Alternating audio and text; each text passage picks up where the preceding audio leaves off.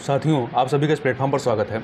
यहाँ पर हम लोग यूपीएससी 2022 के लिए टेस्ट देख रहे हैं और यह जो हम लोग टेस्ट देख रहे हैं यह विजन आईएएस कोचिंग संस्था के द्वारा जो टेस्ट सीरीज कराई गई है उसमें टेस्ट नंबर 3 को यहाँ पर हम लोग देख रहे हैं। टेस्ट नंबर 3 के पहले पार्ट में हम लोग 50 क्वेश्चन सॉल्व कर चुके हैं और नेक्स्ट जो बचे हुए 50 प्रश्न हैं उनको यहाँ पर हम लोग पूरी व्याख्या के साथ देखेंगे और ये हिस्ट्री और करंट अफेयर से संबंधित यहाँ पर प्रश्न दिए गए हैं। तो चलिए प्रारंभ करते हैं। क्वेश्चन नंबर 51 है कि स्वदेशी आंदोलन के संदर्भ में निम्नलिखित में से कौन सा कथन सही नहीं है। तो यहाँ पर आप चारों कथन पढ़ सकते हैं। पहला, इसकी उत्पत्ति बंगाल विभाजन विरोधी आंदोलन के रूप में हुई थी, सही बात है। दूसरा, समितियों अर्थात स्वयंसेवक के दलों ने आंदोलन के लिए जनमत तैयार करने में सहयोग किया, ये भी कथन आपका सही है। तीसरा, बंगाल के बड़े जमींदारों ने स्वदेशी आंदोलन का समर्थन नहीं किया, ये कथन जो है वो गलत है, सही नहीं है। डी ऑप्शन, राष्ट्रीय आंदोलन में बड़ी संख्या में महिलाओं की भागीदारी की यह पहली घटना थी, ये कथन आपका सही है। तो देखिए जो सी ऑप्शन है, स्वदेशी आंदोलन के दौरान बड़े जमींदार जो अब तक ब्रिटिश राज के प्रति वफादार थे, आंदोलन के समर्थन में कांग्रेस नेताओं के साथ शामिल हो गए थे, ठीक है। तो इसलिए आपका सी वाला कथन जो है वो सही नहीं है। वहीं समितियों या स्वयंसेवकों के दलों ने स्वदेशी आंदोलन के लिए जनमत तैयार करने में सहयोग किया। अश्विनी कुमार दत्त की स्वदेश बांधो समिति इस प्रकार की समितियों का एक प्रमुख उदाहरण रहा है। आगे चलते हैं अगले प्रश्न पर। क्वेश्चन नंबर 52 को देखते हैं। यह है पाबना विद्रोह के संदर्भ में निम्नलिखित कथनों में से कौन सा या से सही है, ठीक है। तो देखिए, पहला, विद्रोह का मुख्य कारण यूरोपीय बागान मालिकों द्वारा प्रयुक्त दमनात्मक प्रथाएं थीं, यह कथन आपका सही नहीं है, ठीक है। दूसरा, किसानों ने उत्पीड़न का विरोध करने के लिए नो रेंट यूनियन का गठन किया, सही है। तीसरा वाला, सरकार ने काश्तकारों के कुछ वर्गों के लिए काश्तकारी स्थायित्व की अभिपुष्टि करने वाला एक अधिनियम पारित किया, यह भी सही है। तो दो और तीन सही है, पहला वाला गलत है, इसलिए सी ऑप्शन आपका यहाँ पर सही हो जाएगा। अब देखते हैं थोड़ा सा इसके बारे में। देखिए, पहला कथन गलत क्यों है, क्योंकि जो विद्रोह था, विद्रोह जमींदारों द्वारा किए जा रहे अत्याचारों और दमन के विरुद्ध, न कि यूरोपीय बागान मालिकों के विरुद्ध था। रैयतों ने बढ़े हुए लगान का भुगतान करने और जमींदारों की अन्य शर्तों को मानने से इनकार कर दिया था, ठीक है। इसलिए किसानों ने जो है यूसुफ शाही परगना का जो पाबना जिला था यहाँ पर विद्रोह की शुरुआत की थी। तो इसलिए पहला कथन यहाँ पर आपका सही नहीं है। दूसरा, उत्पीड़न के विरुद्ध प्रतिरोध के लिए किसानों ने नो रेंट यूनियनों का गठन किया और कृषक संघों ने लगान हड़ताल का आयोजन किया। इसके अतिरिक्त जो तीसरा वाला कथन है कि सरकार ने वर्ष 1885 में बंगाल काश्तकारी अधिनियम, बंगाल टेनेंसी एक्ट पारित किया। सरकार ने काश्तकारों के कुछ वर्गों के लिए स्थायी काश्तकारी के साथ साथ काश्तकारों की जमींदारों के विभिन्न उत्पीड़नों से रक्षा करने के लिए विधि निर्मित की थी, ठीक है। तो पहला गलत है, दूसरा तीसरा सही है। आगे चलते हैं। आधुनिक भारतीय इतिहास के संदर्भ में चाबी विवाद संबंधित है किससे। तो इसमें आप देखेंगे सी ऑप्शन, औपनिवेशिक सरकार द्वारा स्वर्ण मंदिर के तोशखाना का प्रभार बनाए रखने के प्रयास से संबंधित। देखिए, सिख सुधारकों द्वारा अकाली आंदोलन की शुरुआत अपने धार्मिक स्थलों को ऐसे सामाजिक कुरीतियों से मुक्त करने के लिए की गई थी जो धीरे धीरे उनमें प्रवेश कर गई थी। स्वर्ण मंदिर को अपने अधिकार में लेने के पश्चात खालसा बिरादरी ने स्वर्ण मंदिर और अकाल तख्त का संचालन करने के लिए समिति नियुक्त की। उन्होंने ब्रिटिश सरकार को प्रबंधक नियुक्त करने के लिए कहा जिससे तोशखाना या कोषागार की चाबियां सौंपी जा सकें, किंतु अमृतसर के जिला कलेक्टर द्वारा चाबियों को प्रबंधक से ले लिया गया। इसने संपूर्ण पंजाब में सिखों को आक्रोशित कर दिया। इसके पश्चात सिखों ने शक्तिशाली आंदोलन आरंभ कर दिया जिसे तोशखाना चाबी विवाद के नाम से जाना जाता है। चूँकि इस समय असहयोग आंदोलन जारी था और अकाली जो है पंजाब में एक प्रभावशाली शक्ति थे, अतः गांधी ने उनकी सहायता करने का निर्णय लिया। आगे चलते हैं। अगला प्रश्न है 1854 के राज्य सचिव के एजुकेशन डिस्पैच के संदर्भ में निम्नलिखित कथनों पर विचार कीजिए। पहला, इसने कंपनी को शैक्षिक उद्देश्यों के लिए 1 लाख रुपए की राशि व्यय करने का निर्देश दिया था, यह कथन गलत है। दूसरा, डिस्पैच का उद्देश्य, एजुकेशनल डिस्पैच का उद्देश्य औपनिवेशिक शासन के तहत सभी प्रांतों में शिक्षा विभाग की स्थापना करना था। तो दूसरा वाला कथन सही है, पहला गलत, दूसरा सही, अर्थात बी ऑप्शन आपका यहाँ पर सही हो जाएगा। देखिए, 1854 के राज्य सचिव के एजुकेशन डिस्पैच शिक्षा के विषय में एक नोट के माध्यम से भारत सरकार ने सर्वसाधारण की शिक्षा का उत्तरदायित्व ग्रहण करने की मांग की गई थी, ठीक है। इस प्रकार इसके तहत सैद्धांतिक रूप से अधोमुखी निस्यंदन सिद्धांत को अस्वीकार कर दिया गया था। इसे वुड डिस्पैच भी कहा जाता है या भारत में अंग्रेजी शिक्षा का मैग्ना कार्टा भी कहा जाता है। देखिए, इस जो ये आपका कह सकते हैं वुड डिस्पैच था, इसके तहत जो है सभी प्रांतों में शिक्षा विभाग स्थापित करने का निर्देश दिया गया। इसके तहत 1857 में 1857 में कलकत्ता, बॉम्बे और मद्रास में संबद्ध विश्वविद्यालयों की स्थापना की गई। जबकि जो पहला वाला कथन है, ये कंपनी को शिक्षा पर प्रतिवर्ष 1 लाख रुपए व्यय करने का निर्देश 1813 के चार्टर अधिनियम के द्वारा दिया गया था। ठीक है, आगे चलते हैं क्वेश्चन नंबर 55 पे। इस अधिवेशन में भारतीय राष्ट्रीय कांग्रेस ने गांधी इरविन समझौते का समर्थन किया और पूर्ण स्वराज के लक्ष्य को दोहराया। यह अधिवेशन मूल अधिकारों और राष्ट्रीय आर्थिक कार्यक्रम पर एक प्रस्ताव के लिए स्मरणीय है। उपर्युक्त परिच्छेद में भारतीय राष्ट्रीय कांग्रेस के निम्नलिखित में किस अधिवेशन का वर्णन किया जा रहा है? तो ये कराची अधिवेशन जो कि 1931 में होता है, इसका वर्णन किया जा रहा है। ठीक है, जिसकी अध्यक्षता जो है सरदार पटेल के द्वारा की गई थी। आगे चलते हैं। यह दिल्ली षड्यंत्र केस जिसमें वायसराय हार्डिंग पर बम फेंका गया था की योजना बनाने वाले व्यक्तियों में शामिल थे। यह गदर आंदोलन का नेतृत्व करने के लिए पंजाब गए। इन्होंने जापान में रहते हुए इंडियन इंडिपेंडेंस लीग की स्थापना भी की। उपर्युक्त परिच्छेद में निम्नलिखित नेताओं में से किनके बारे में वर्णन किया जा रहा है? तो यह राष्ट्र बिहारी बोस के बारे में वर्णन किया जा रहा है। देखिए, दिल्ली षड्यंत्र केस जो है आपका कब का है? 1919 का है, जब कलकत्ता से दिल्ली राजधानी स्थानांतरण हो रही थी। और राष्ट्र बिहारी बोस को जो है वर्ष 1907 के सूरत अधिवेशन में भारतीय राष्ट्रीय कांग्रेस का अध्यक्ष के रूप में भी चुना गया था। मतलब इन्होंने कांग्रेस की अध्यक्षता भी की थी। ठीक है, और इन्होंने वर्ष 1942 में इंडियन इंडिपेंडेंस लीग की स्थापना की, जिसका नेतृत्व बाद में सुभाष चंद्र बोस द्वारा की गई थी। आगे चलते हैं। अगला है 1920 के दशक के दौरान बंगाल में क्रांतिकारी आंदोलन के संदर्भ में निम्नलिखित कथनों पर विचार कीजिए। पहला, सूर्यसेन ने चटगांव शस्त्रागार छापेमारी का नेतृत्व किया। बिल्कुल सही बात है। और ये जो घटना घटित होती है या जो आंदोलन होता है, ये छापेमारी जो की गई थी अप्रैल 1930 में की गई थी। ठीक है। वहीं दूसरा कथन, कल्पना दत्त और प्रीति लता बंडेदार चटगांव समूह से संबंधित थे। दोनों ही कथन यहाँ पर आपके पूरी तरीके से सही है। इस दौरान जो है जो प्रीति लता बट्टेदार थी, इनकी मृत्यु हो जाती है, जबकि कल्पना दत्त को गिरफ्तार किया गया था और सूर्यसेन के साथ ही कल्पना दत्त पर भी मुकदमा चलता है और इन्हें आजीवन कारावास की सजा दी जाती है। आगे चलते हैं अगले प्रश्न पर, क्वेश्चन नंबर 58 पर। देखिए, बीशा वुडसैट विश्व का लकड़ी से निर्मित प्रथम उपग्रह होगा। बीशा वुडसैट के संदर्भ में निम्नलिखित कथनों पर विचार कीजिए। यह यूरोपीय अंतरिक्ष एजेंसी की एक पहल है। बिल्कुल सही बात है। इस उपग्रह को ध्रुवीय सूर्य तुल्यकालिक कक्षा में स्थापित किया जाएगा। ये भी सही है, इसलिए दोनों कथन सही है। सी ऑप्शन आपका यहाँ पर सही हो जाएगा। ठीक है, और ध्यान रखिएगा यह क्या है? एक नैनो उपग्रह है। आगे चलते हैं अगले प्रश्न पर। वर्ष 1937 के प्रांतीय चुनाव और प्रांतों में लोकप्रिय मंत्रिमंडलों के गठन के संदर्भ में निम्नलिखित कथनों पर विचार कीजिए। पहला, कांग्रेस ने पंजाब को छोड़कर शेष सभी प्रांतों में मंत्रिमंडल का गठन किया। नहीं, 3 जगहों पर इनका मंत्रिमंडल का गठन नहीं होता है, तो पहला कथन गलत हो गया। दूसरा, बंगाल में मुस्लिम लीग और कृषक प्रजा पार्टी के सरकार बनाने के लिए गठबंधन का निर्माण किया। दूसरा वाला कथन सही है। तीसरा, चुनाव के दौरान महात्मा गांधी ने कांग्रेस के लिए प्रचार किया, जिससे कांग्रेस को भारी समर्थन प्राप्त हुआ। तो पहला और तीसरा कथन गलत है। सही कौन सा? केवल दूसरा, डी ऑप्शन यहाँ पर सही हो जाएगा। ठीक है। देखिए, महात्मा गांधी ने एक भी चुनावी सभा को संबोधित नहीं किया था, फिर भी कांग्रेस के चुनाव अभियान को भारी जन समर्थन प्राप्त हुआ था। इसके अतिरिक्त जो है, देखिए, पंजाब में यूनियनिस्ट पार्टी और मुस्लिम लीग ने तथा बंगाल में कृषक प्रजा पार्टी और मुस्लिम लीग ने गठबंधन के द्वारा वहाँ पर सरकार बनाई थी। आगे चलते हैं अगले प्रश्न पर। बकास्त भूमि निम्नलिखित में किससे संबंधित शब्द है? तो देखिए, इसमें आप बी ऑप्शन पढ़िए।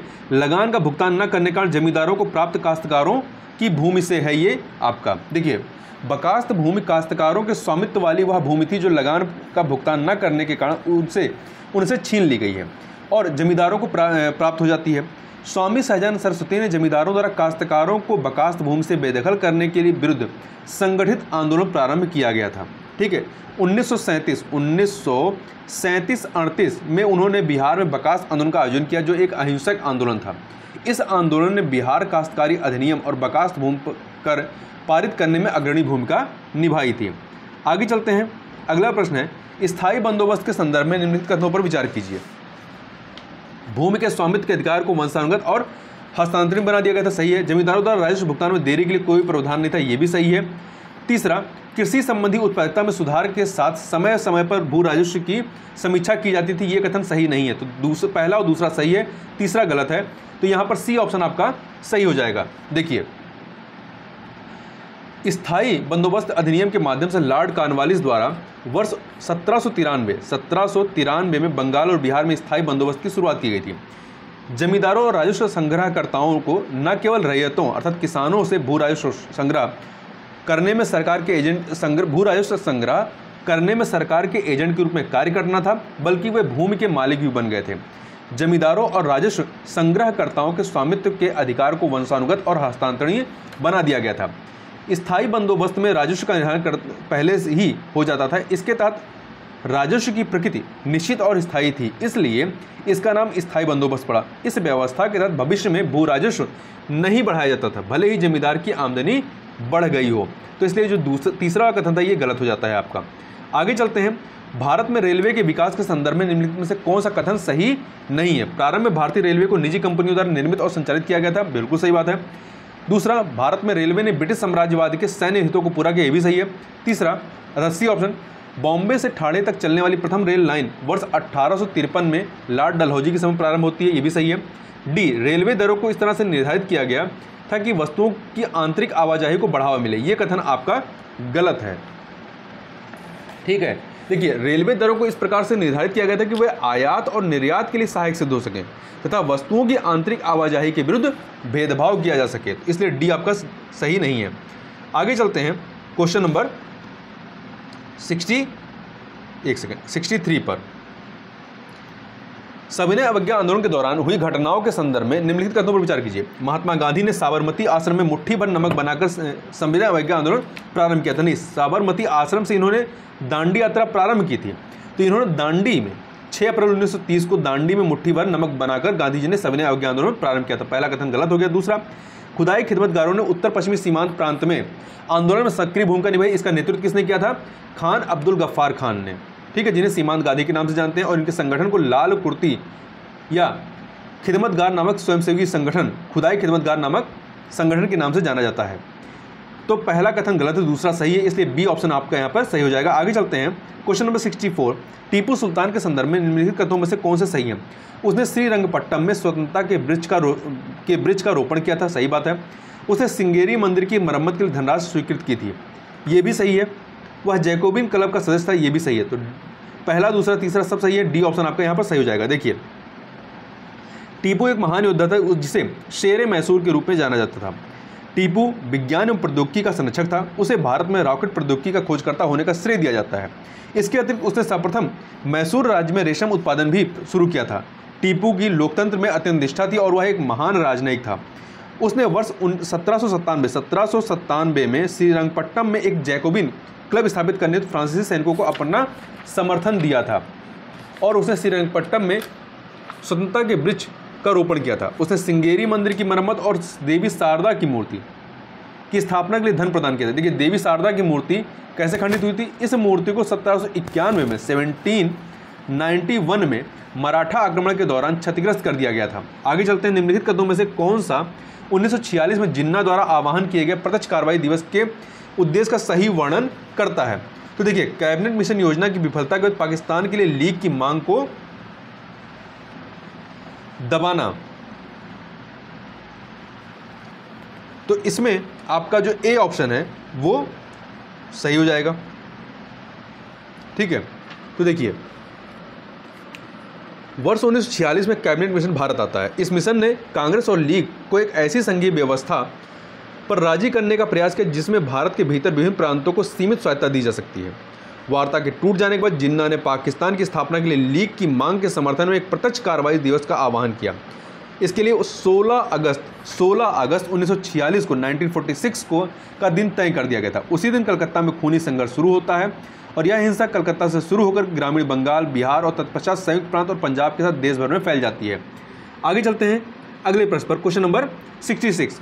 देखिए, अंग्रेजों द्वारा स्थापित आधुनिक डाक व्यवस्था के संदर्भ में निम्नलिखित कथनों पर विचार कीजिए। पहला, डाक टिकटों की शुरुआत सर्वप्रथम लॉर्ड डलहौजी द्वारा की गई थी, बिल्कुल सही है। डाक वितरण में तय की गई दूरी के आधार पर डाक दरें निर्धारित की जाती थी, ये कथन गलत है। ठीक है, ये कथन गलत है। पहला वाला आपका केवल सही है, दूसरा वाला आपका गलत हो जाता है, तो ए ऑप्शन सही हो जाएगा। 1854 का भारतीय डाक अधिनियम अंग्रेजों के द्वारा पारित किया गया था, जिसने भारतीय डाक व्यवस्था का मूल्यांकन करने के लिए 1850 में नियुक्त आयोग की सिफारिशों के आधार पर 1837 के अधिनियम 17 का स्थान लिया।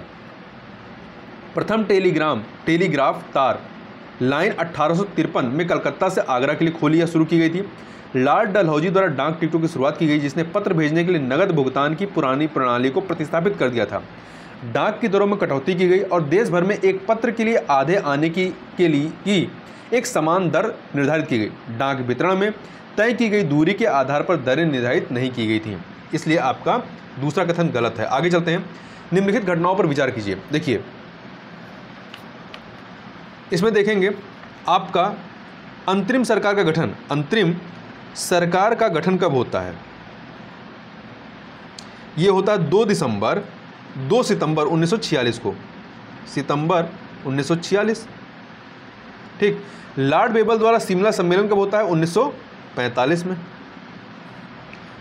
वहीं लॉर्ड माउंटबेटन को भारत का वायसराय कब नियुक्त किया जाता है?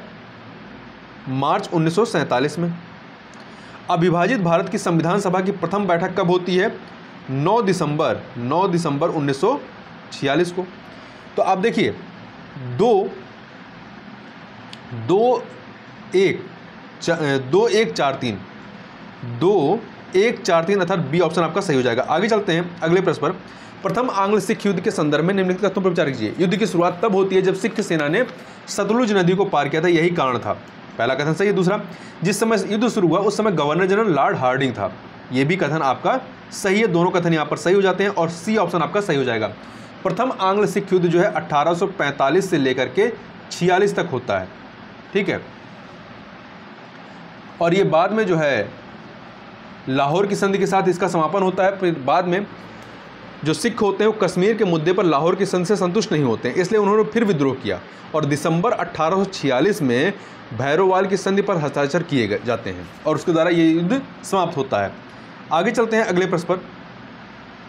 अगला है 69 नंबर क्वेश्चन। हाल ही में ISTEM ने कॉमशॉल प्लेटफॉर्म का सहयोग किया है। कॉमशॉल के संदर्भ में निम्नलिखित में से कौन सा कथन सही है? तो आप इसमें जो डी ऑप्शन है उसको पढ़िए। यह अनुसंधान एवं विकास के लिए विभिन्न प्रकार के कंप्यूटर अनुकरणों सिमुलेशन के लिए एक भौतिकी सॉफ्टवेयर उपकरण है, ये वाला आपका कथन सही है। ठीक है, और ISTEM जो है ये PM स्टैक STIAC मिशन के तहत भारत सरकार के प्रधान वैज्ञानिक सलाहकार के कार्यालय की एक पहल है। आगे चलते हैं। आधुनिक भारतीय इतिहास के संदर्भ में पोर्टो-नोवा का युद्ध किससे संबंधित था? ये द्वितीय आंग्ल मैसूर युद्ध से संबंधित रहा है। पोर्टो-नोवा का युद्ध द्वितीय आंग्ल मैसूर युद्ध जो कि 1780 से लेकर 84 तक चलता है के दौरान लड़ा गया था। हैदर अली ने मराठा निजाम के साथ मिलकर अंग्रेजों के विरुद्ध गठबंधन का निर्माण करता है और उसने कर्नाटक पर आक्रमण करने के पश्चात अर्काट पर अधिकार कर लिया। 1781 में कर्नल बेली के नेतृत्व वाली अंग्रेजी सेना को पराजित करता है यह, और इसी बीच अंग्रेज जो है सर आयरकोट के नेतृत्व में मराठा निजाम दोनों को हैदर से अलग कर देते हैं और हैदर अली ने दृढ़तापूर्वक इस स्थिति का सामना किया, लेकिन नवंबर 1781 में पोर्टो-नोवा नामक स्थान पर परास्त हो जाता है। आगे चलते हैं। मॉन्टेग्यू-चेम्सफोर्ड सुधारों के संदर्भ में कौन से कथन सही हैं? तो देखिए, प्रांतीय सरकार के स्तर पर द्वैध शासन की शुरुआत की गई, सही बात है। प्रांतीय विधान परिषदों के अधिकांश सदस्यों का मनोनीत किया जाना था, नहीं चुना जाना था, तो दूसरा गलत हो गया। तीसरा, सुधारों के बावजूद केंद्र सरकार का प्रांतीय सरकारों पर अप्रतिबंधित नियंत्रण था, सही बात है। चौथा, कांग्रेस नेता सुरेंद्र बनर्जी सुधारों को स्वीकार करने के पक्ष में थे, सही है। तो दूसरा छोड़ करके पहला, तीसरा, चौथा सही है। पहला, तीसरा, चौथा, सी ऑप्शन यहाँ पर सही हो जाएगा। ठीक है, तो देखिए इसमें क्या था कि प्रांतीय विधान परिषदों का विस्तार किया गया तथा उनके अधिकांश सदस्यों का चुनाव किया जाना था। ये जो मॉन्टेग्यू-चेम्सफोर्ड या मॉन्टफोर्ड सुधार है, इसे भारत सरकार अधिनियम 1919 के नाम से भी जाना जाता है। भारतीय राष्ट्रीय कांग्रेस ने सुधार प्रस्तावों पर विचार करने के लिए हसन इमाम की अध्यक्षता में अगस्त 1918 में बम्बई में एक विशेष सत्र का आयोजन किया था और भारतीय राष्ट्रीय कांग्रेस ने अग्रिम संवैधानिक सुधारों को निराशाजनक और असंतोषकारी बताया। सुरेंद्रनाथ बनर्जी के नेतृत्व में कांग्रेस के कुछ दिग्गज नेता सरकारी प्रस्तावों को स्वीकार करने के पक्ष में थे और इस समय उन्होंने कांग्रेस छोड़ दी और उन्होंने इंडियन लिबरल फेडरेशन की स्थापना की। आगे चलते हैं, क्वेश्चन नंबर 172। ब्रिटिश भारत काल में वामपंथी आंदोलन के संदर्भ में निम्नलिखित युगों पर विचार कीजिए। किताब या समाचार पत्र गांधी और लेनिन, ये जो है S.A. डांगे की है के द्वारा प्रकाशित है, ठीक है। द सोशलिस्ट भी S.A. डांगे की है। लांगल जो है, एक सेकेंड, इसके अतिरिक्त आपका द सोशलिस्ट हो गया। द सोशलिस्ट के बाद आपका आता है कौन सा, देखिए मुजफ्फर अहमद ने बंगाल में नवयुग का प्रकाशन किया और बाद में कवि नजरुल इस्लाम के सहयोग से लांगल की स्थापना करते हैं। ये है लांगल।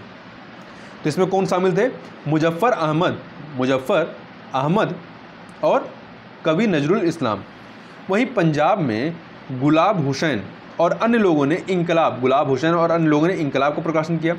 मद्रास में M.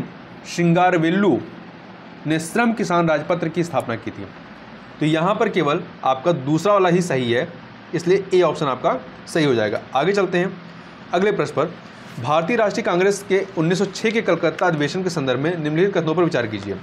भारतीय राष्ट्रीय कांग्रेस के अध्यक्ष के रूप में गोपाल कृष्ण गोखले ने स्वराज को राष्ट्रीय आंदोलन का लक्ष्य घोषित किया।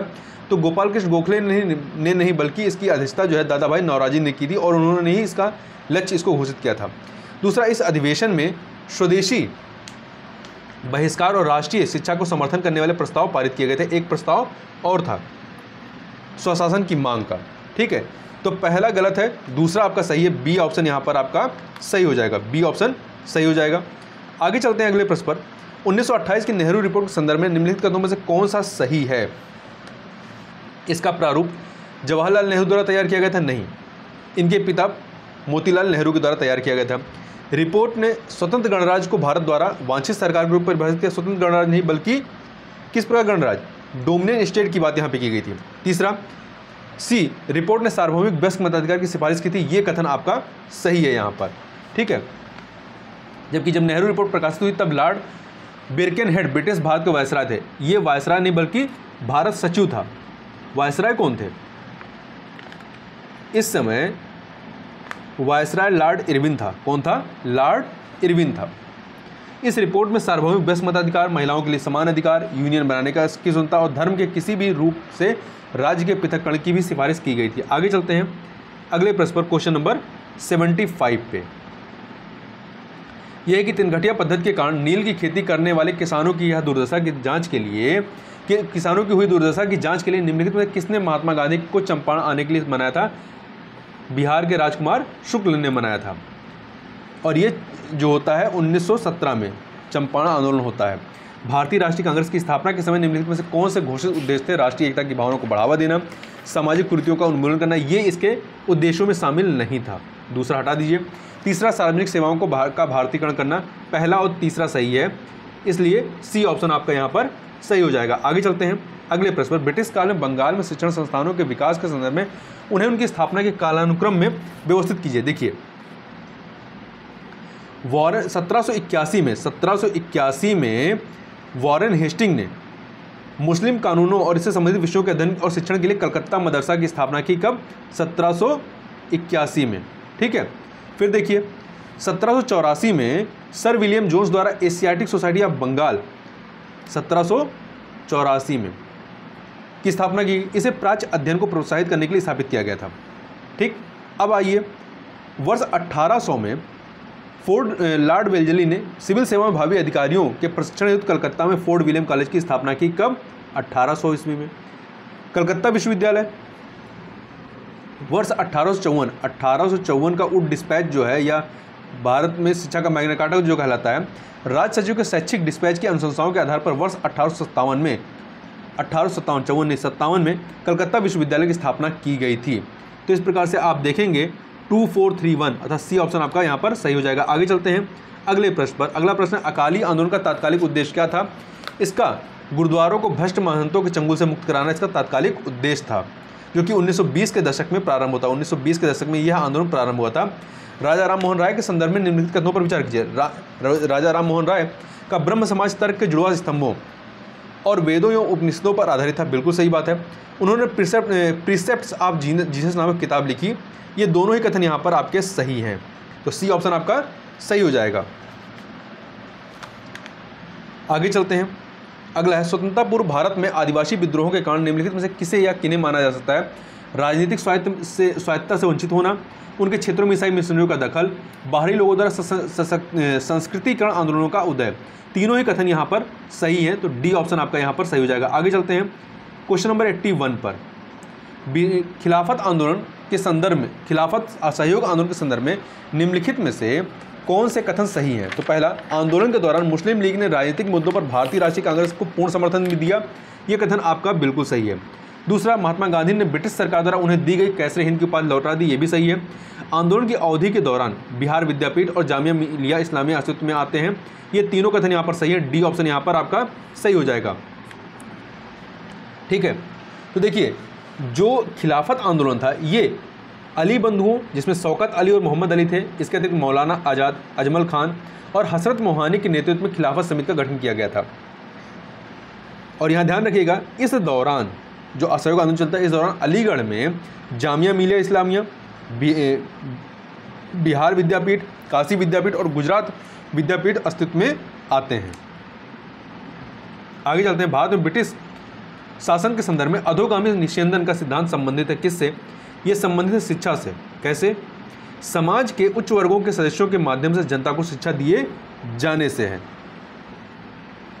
अधोगामी निस्यंदन सिद्धांत, डाउनवर्ड फिल्ट्रेशन थ्योरी, जिसे 1854 में जो डिस्पैच आता है, उड का डिस्पैच, उस समय इसे हटा दिया गया था 1854 में। आगे चलते हैं। भारत सरकार अधिनियम 1858 के संदर्भ में निम्नलिखित कथनों पर विचार कीजिए। भारत में राज्य सचिव सर्वोच्च प्राधिकारी होता था। ये कथन गलत है। दूसरा, गवर्नर जनरल को सभी महत्वपूर्ण मामलों को बहुमत से तय करने के लिए कार्यकारी परिषद बनाई गई थी। ये भी आपका कथन पहला, दूसरा कथन आपका सही है, पहला गलत है। तो देखिए, यहाँ पर कौन होता था? देखिए, 1858 का जो अधिनियम, भारत सरकार अधिनियम आता है, इसके माध्यम से भारत पर प्रत्यक्षतः ब्रिटिश ताज के नाम पर शासन किया जाना था और राज सचिव को भारतीय प्रशासन पर पूर्ण अधिकार और नियंत्रण प्राप्त था। इस प्रकार जो राज सचिव होता था वो भारत का राजनीतिक प्रमुख बन गया। वह ब्रिटिश कैबिनेट का सदस्य भी था और अंततः ब्रिटिश संसद के प्रति उत्तरदायी भी था। इस प्रकार भारत पर अंतिम प्राधिकार ब्रिटिश संसद के पास नहीं था, न कि सचिव के पास। इसलिए आपका पहला कथन गलत है। दूसरी बात, परिषद ने सभी महत्वपूर्ण मामलों पर चर्चा की और बहुमत से उन पर निर्णय लिया, किंतु गवर्नर जनरल के पास परिषद के किसी भी महत्वपूर्ण निर्णय को रद्द करने की शक्ति थी। तो दूसरा वाला कथन सही है, आपका यहाँ पर बी ऑप्शन सही हो जाएगा। आगे चलते हैं अगले प्रश्न पर। कोविड-19 वैश्विक महामारी के दौरान चिकित्सा ऑक्सीजन की मांग में वृद्धि को पूरा करने के लिए देश की क्षमता को बढ़ाने हेतु प्रोजेक्ट O2 फॉर इंडिया प्रारंभ किया गया था। निम्नलिखित में से किस एजेंसी द्वारा project O2 for India launch किया गया था? तो ये लॉन्च किया गया था प्रधान वैज्ञानिक सलाहकार कार्यालय के द्वारा इसको प्रारंभ किया गया था। आगे चलते हैं। अगला है, प्राय सुर्खियों में रहने वाले शब्द बिनांशे, हुओबी, ग्लोबल और बिनथम क्या है? तो ये क्रिप्टो करेंसी एक्सचेंज है। देखिए, हाल ही में ब्रिटेन के वित्तीय नियामक वित्तीय आचरण प्राधिकरण ने विश्व के सबसे बड़े क्रिप्टो करेंसी एक्सचेंज बिनांसे पर प्रतिबंध लगाया है। इसी प्रकार से, और ये देखिएगा, बिनांसे जो है ये कैमन द्वीप अधिवासित एक क्रिप्टो करेंसी एक्सचेंज है जिसे 2017 में स्थापित किया गया था। हुओबी ग्लोबल जो है ये विश्व का अग्रणी बिटकॉइन और इथेरियम ट्रेंडिंग प्लेटफॉर्म है। इसके अतिरिक्त कुछ अन्य जो क्रिप्टो करेंसी एक्सचेंज है उसमें काइनबेस है, Coinbase, GDX, Kraken, Gemini, Bitfinex, KuCoin आदि शामिल हैं। भारत में क्रिप्टो करेंसी ट्रेडिंग के लिए कुछ महत्वपूर्ण प्लेटफॉर्म वाजिरेक्स, CoinDCX, जेपे, कॉइनस्विच, कुबेर इत्यादि हैं। 86 नंबर क्वेश्चन देखते हैं। मिस्र के संदर्भ में निम्नलिखित कथनों पर विचार कीजिए। मिस्र जो होते हैं एक लोकतांत्रिक व्यवस्था पर आधारित सैन्य बिरादरी थी सिखों में। पहला सही है। दूसरा, सिखों को 12 मुस्लिमों में संगठित किया गया था, ये भी सही है। तीसरा, रणजीत सिंह अहलुवालिया मिस्र से संबंधित है। नहीं, रणजीत सिंह जो है सुकर चकिया मिस्र से संबंधित है, ना कि अहलुवालिया से संबंधित थे। और ये सुकर चकिया मिस्र के मुखिया महासिंह के पुत्र थे। तो यहाँ पर आपका पहला दूसरा सही है, तीसरा गलत है। तो ए ऑप्शन जो है आपका सही हो जाएगा, 1 और 2। आगे चलते हैं क्वेश्चन नंबर 86 पर। 87 देखिए, क्रिप्स प्रस्ताव 1942 के संदर्भ में निम्नलिखित तथ्यों पर विचार कीजिए। यह ब्रिटिश सरकार द्वारा भारतीय सहयोग प्राप्त करने और युद्ध के प्रयत्नों को आगे बढ़ाने के लिए एक प्रयास था। बिल्कुल सही बात है। मुस्लिम लीग और हिंदू महासभा दोनों ने संघ से पृथक होने के अधिकार को स्वीकार किया था। नहीं, बिल्कुल गलत बात है। तीसरा, दलित वर्गों और सिखों दोनों ने देश की विभाजन के विचार को अस्वीकार कर दिया था। पहला और तीसरा सही है, दूसरा वाला आपका कथन गलत है। देखिए, मुस्लिम लीग ने एकल भारतीय संघ के विचार की आलोचना की, क्योंकि उसका मानना था कि यह प्रस्ताव मुस्लिमों को आत्मनिर्णय के अधिकार था पाकिस्तान के निर्माण से वंचित कर देगा। जबकि हिंदू महासभा ने पृथक होने के अधिकार के आधार की आलोचना की थी। जबकि दलित वर्गों का मानना था कि विभाजन उन्हें सवर्ण हिंदुओं की दया पर आश्रित कर देगा। सिखों ने इसका विरोध किया, क्योंकि उन्हें भय था कि विभाजन का पंजाब उनसे छिन जाएगा। ठीक है, तो यहाँ पर पहला और तीसरा सही, सॉरी दूसरा नहीं, पहला और तीसरा सही है। ए ऑप्शन आपका यहाँ पर सही है। आगे चलते हैं 88 नंबर क्वेश्चन। भारत में प्रेस के संदर्भ में निम्नलिखित में से कौन सा कथन सही नहीं है? पहला, बंगाली समाचार पत्र की स्थापना वर्ष 1879 में गिरीशचंद्र घोष द्वारा की गई थी। सही बात है। अमृत बाजार पत्रिका मूल से बंगाली समाचार पत्र था, जिसे बाद में जब वर्नाकुलर प्रेस एक्ट आता है लॉर्ड लिटन के समय में, तो इसे पहले ये अंग्रेजी और बंगाली दोनों में छपता था, फिर बाद में से केवल अंग्रेजी में कर दिया गया था। सी ऑप्शन, संजीवनी वर्ष 1883 में आरंभ किया गया एक मराठी समाचार पत्र था। नहीं, ये एक बंगाली समाचार पत्र था। ठीक है, ना कि मराठी। और इसका प्रकाशन किसने प्रारंभ किया था? कृष्ण कुमार मित्र ने। डी ऑप्शन, गोपाल गणेश आगरकर केसरी समाचार पत्र के प्रथम संपादक थे। ठीक है, और सह संस्थापक थे। केसरी समाचार पत्र जो है बाल गंगाधर तिलक द्वारा प्रारंभ किया गया था, और इसको प्रारंभ कब किया गया था? 1881 में। हाल ही में सुर्खियों में रहे आई फैमिलिया शब्द के संदर्भ में निम्नलिखित कथनों में से कौन सही है? लापता व्यक्तियों का एक वैश्विक डेटा बेस है। ठीक है, आई फैमिलिया अपनी तरह का पहला वैश्विक डेटाबेस है, जिसे अंतर्राष्ट्रीय डीएनए रक्त संबंधों के आधार पर लापता व्यक्तियों की पहचान करने के लिए इंटरपोल द्वारा शुरू किया गया है। आगे चलते हैं क्वेश्चन नंबर 90 पे। भू राजस्व प्रणाली और संबद्ध क्षेत्र कौन सा है? तो देखिए, स्थायी बंदोबस्त के तहत आपका बंगाल और बिहार वाला इलाका है। महालबारी बंदोबस्त के तहत उत्तर पश्चिम प्रांत और पंजाब, मध्य भारत के कुछ इलाके, गंगा घाटी इत्यादि आते हैं। जबकि रैयतवाड़ी बंदोबस्त के तहत मद्रास और बम्बई और बरार क्षेत्र आते हैं। इस प्रकार से केवल यहाँ पर पहला कथन सही है, बाकी सब गलत है। A option. आगे चलते हैं 91 नंबर क्वेश्चन। देखिए, आंग मराठा युद्ध में मराठों की पराजय के लिए निम्नलिखित में से कौन से कारण उत्तरदायी थे? तो अयोग्य नेतृत्व, अस्थिर आर्थिक नीति, अंग्रेजों की बेहतर कूटनीति और गुप्तचर व्यवस्था, ये तीनों के तीनों यहाँ पर उत्तरदायी कारण थे। इसके अतिरिक्त मराठा राज्य की दोषपूर्ण प्रकृति, अव्यवस्थित राजनीतिक ढांचा, दोषपूर्ण सैन्य व्यवस्था, अस्थिर आर्थिक नीति, अंग्रेजों की बेहतर कूटनीति और गुप्तचर व्यवस्था जो कि लिखा गया है, प्रगतिशील अंग्रेजी दृष्टिकोण, ये सभी ऐसे कारण थे जिनकी वजह से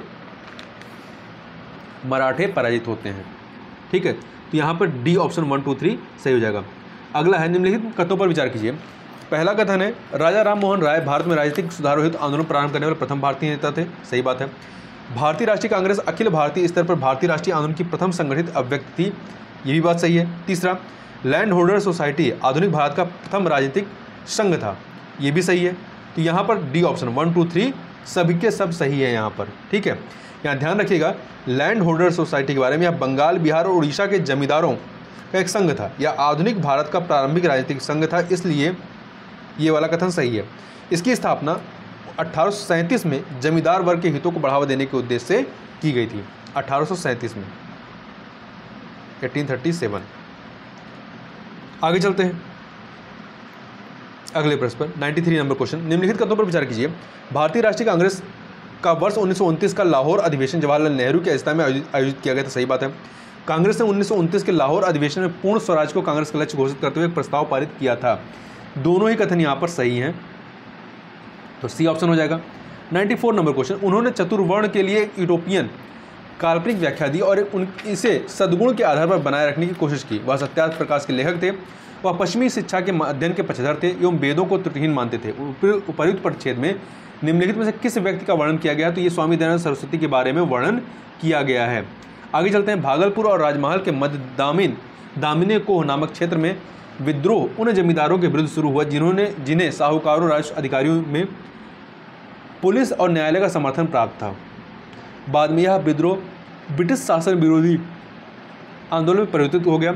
सिद्धू और कान्हू के नेतृत्व में उन्होंने कंपनी के शासन को समाप्त करने की घोषणा की।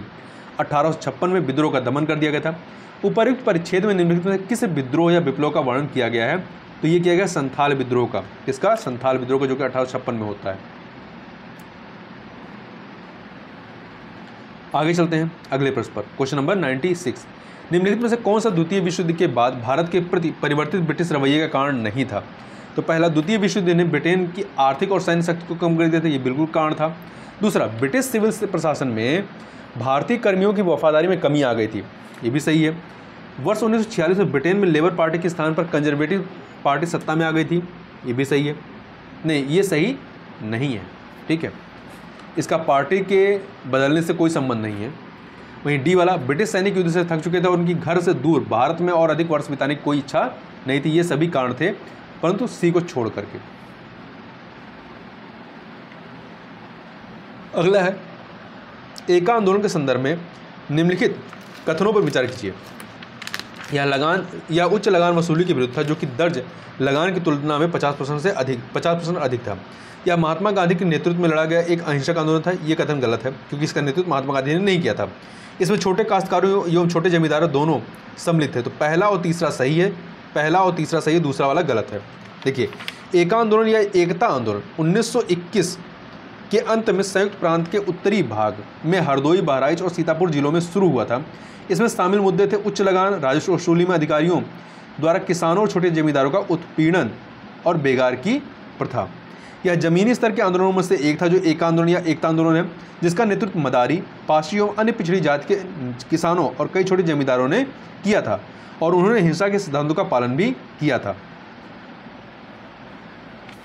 बाद में मार्च 1922 तक सरकारी अधिकारियों के गंभीर दमन द्वारा आंदोलन को कुचल दिया जाता है।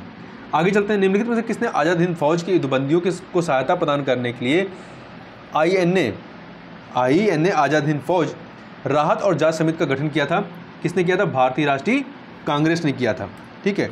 ऐतिहासिक लाल किले के मुकदमे में न्यायालय में एनआईए आज़ाद हिंद फौज युद्धबंदियों का बचाव नेहरू, भोलाभाई देसाई, के.एन. कारजू जैसे कांग्रेस नेताओं और लिबरल पार्टी के तेज बहादुर सप्रू ने किया था।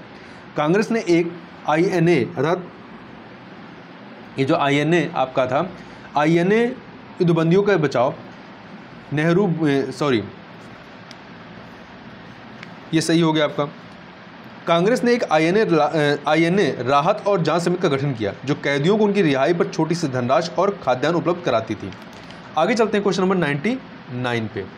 99 नंबर क्वेश्चन है, सर सैयद अहमद खान के संदर्भ में निम्नलिखित कथनों पर विचार कीजिए। सर सैयद अहमद खान ने मोहम्मद एंग्लो ओरिएंटल कॉलेज की स्थापना की, बिल्कुल सही बात है। कब? 1875 में अलीगढ़ में।